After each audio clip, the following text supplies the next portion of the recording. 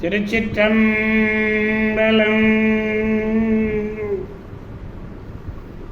மெய்யடியார் பெருமக்களே, இந்த நில உலகத்திலே உள்ள உயிர்கள் அனைத்தும் நோயற்ற வாழ்வும் குறைவற்ற செல்வமும் பெற்று சீரோடும் சிறப்போடும் வளமாகவும் நலமாகவும் மிகச் சிறப்பாக வாழ்வாங்கு வாழ வேண்டும், வாழ்வாங்கு வாழ வேண்டும் என்று வாழ்த்தி மகிழ்கிறேன். அடியேன் திருமந்திர சுடர் நன்னிலம் ராமசாமி. திருச்சிற்றம்பலம். அன்னம்பாலிக்கும் தில்லை சிற்றம்பலத்திலே அருள் நடனம் ஆடிக்கொண்டிருக்கிற நம்பெருமான் சிவபெருமான் குச்சப் பெருமான் அருள்மிகு சிவகாம சுந்தரி உடனமர் நடராஜ பெருமானுடைய பேரருளையும்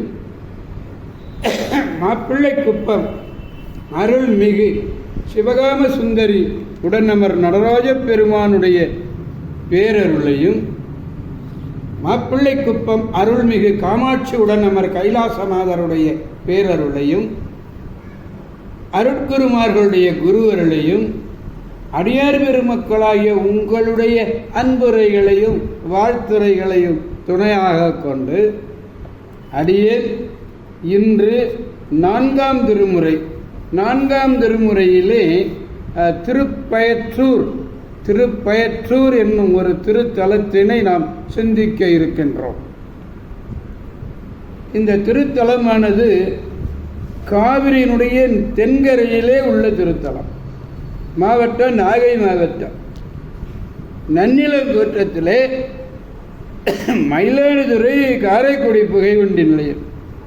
மயிலாடுதுறையிலிருந்து காரைக்குடி புகைவண்டி நிலையத்தில் திருவாரூருக்கு முன்னே உள்ள விற்குடி. இப்போ விற்குடிங்கிற தொடர்வண்டி நிலையமெல்லாம் இப்போ செயல்படலை, இருந்தாலும் பழைய நிலையை வைத்து சொல்லுகிறோம். அந்த விற்குடி என்ற புகைவண்டி நிலையத்திலிருந்து கிழக்கே 5 கிலோமீட்டர் தொலைவிலே உள்ள ஒரு ஊரானது இந்த ஊர். திருவாரூரிலிருந்து நகர பேருந்து போகுது, இந்த வசதி எல்லாம் இருக்கு.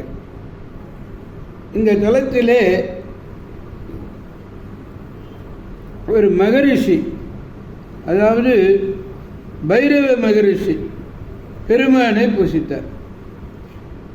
ஒரு காலத்தில் சிவபெருமானுடைய திலத்திலே மிக்க பேரன்பு கொண்ட ஒரு வணிகர் வியாபாரி. அவர் எப்போதும் என்ன மிளகு வாணிகம் செய்வார். மிளகு வாணிகம். ஒரு முறை அப்படியே கடல் துறை நோக்கி இந்த திருத்தலத்தின் வழியாக போகிறார். பக்கத்தில் சுங்கச்சாவடியில் பக்கத்தில் சுங்கச்சாவடி அண்மையில் இருக்கவும் தலத்தினுடைய பெருமானை அடைந்து பயிருக்கு வரி கிடையாது. அதனால தம்முடைய மிளகை எல்லாம் பயிராக மாற்றச் சொன்னார். மிளகை எல்லாம் பயிராக மாறுபடி சொன்னார். சிவபெருமானிடத்திலே அன்பு கொண்ட அடியார் இல்லையா அவர் கேட்ட வேண்டுகோளின்படி மிளகு மூட்டையெல்லாம் பயிறு மூட்டையாக மாற்றினார். வணிகரும் மிக மகிழ்ந்து வரி இல்லாமல் சென்றார். அந்த சுங்கச்சாவடியை தாண்டினதுமே அந்த பயிரெல்லாம் முன்னாடி எப்படி மிளகு இருந்துச்சோ அதே போல மிளகாக மாறியது. வணிகர் மிகுதியான லாபத்தை பெற்றார். ஆக அடியாருக்காக சுவாமி ஆண்டவன் அடியாருக்காக அவருடைய வேண்டுகோளை நிறைவேற்றுவார் என்பதற்கு திருப்பயற்றூரில் அந்த மிளகை பயிரை மீண்டும் மிளகாக ஆக்கிய தன்மையை நாம் உணரலாம். மேற்கண்ட செவி வழி கதை இந்த தலத்தினுடைய பெயரும் சிறப்பும் விளங்குகிறது. பஞ்சநதவானன்னு ஒருத்தர், அவனுடைய கண் நோய் நீங்குவதற்கு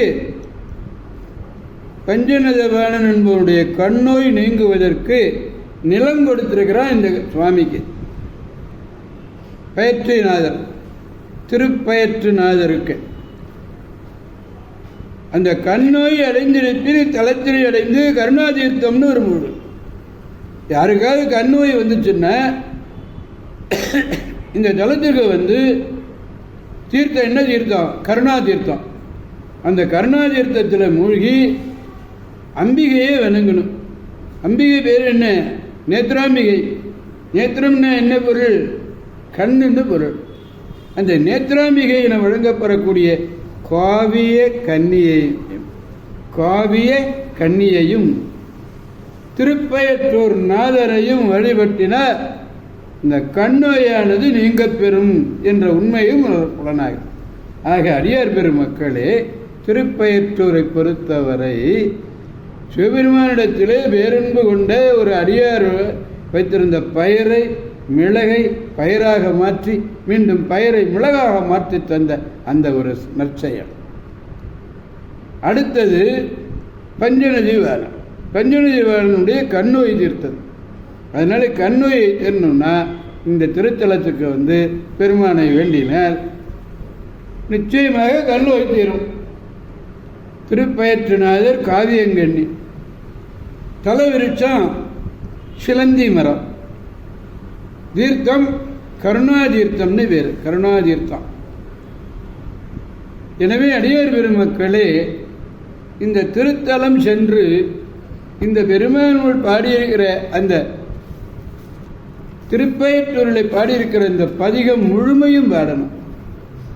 திருவாரூரிலிருந்து சிவபெருமானை வழிபட்ட காலத்தில் திருவிற்குடி, திருப்பயற்றூர் முதலான திருத்தலங்களை எல்லாம் போற்றி பாடியவற்றிலே இந்த பாடல் ஒன்று, இந்த பதிகம் ஒன்று. இந்த பதிகத்திலே 3வது பாடலை நாம் பெருமானிடத்திலே விண்ணப்பிக்க வேண்டும். பாடலை நாம் முதலிலே காண்போம். நங்களுக்கு அருள் அது என்று, நங்களுக்கு அருள் அது என்று நான்மறை ஓதுவார்கள்.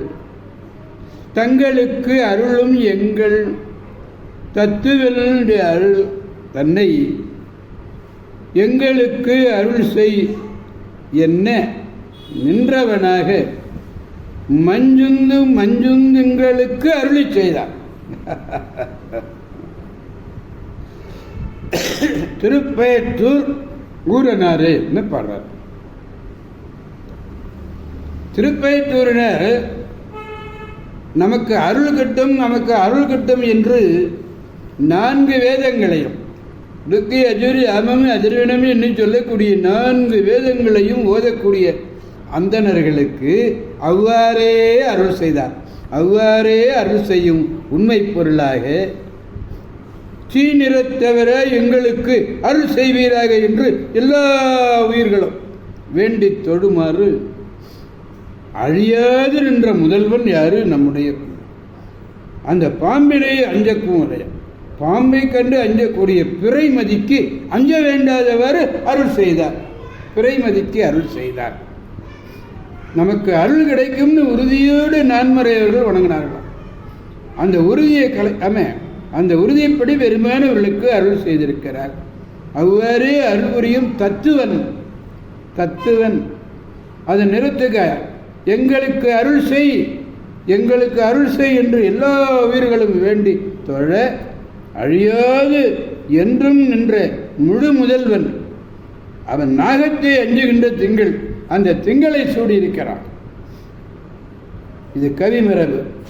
நாகம்னா இங்கே சாயாகிரகம், அதாவது அந்த ராகு கேதுன்னு சொல்கிறோம் இல்லையா, அந்த ராகு கேது நின்ற வல் நாகம்னு சொல்கிறது பொருந்தாகிறார். இங்கே என்ன அப்படின்னா நாகத்தை அஞ்சும் திங்கள், அதுதாங்க முக்கியம். பாடலை நாம் பெருமானிடத்தில் பாடி மகிழ்விப்போம். நங்களுக்கு அருள் அது என்று நான்மறை ஓதுவார்கள். தங்களுக்கு அருளும் எங்கள் தத்துவன் தழல் எங்களுக்கு அருள் செய்யல, எங்களுக்கு அருள் செய்யல நின்றவனாகும் நின்றவன் நாகம் அஞ்சும் திங்களுக்கு.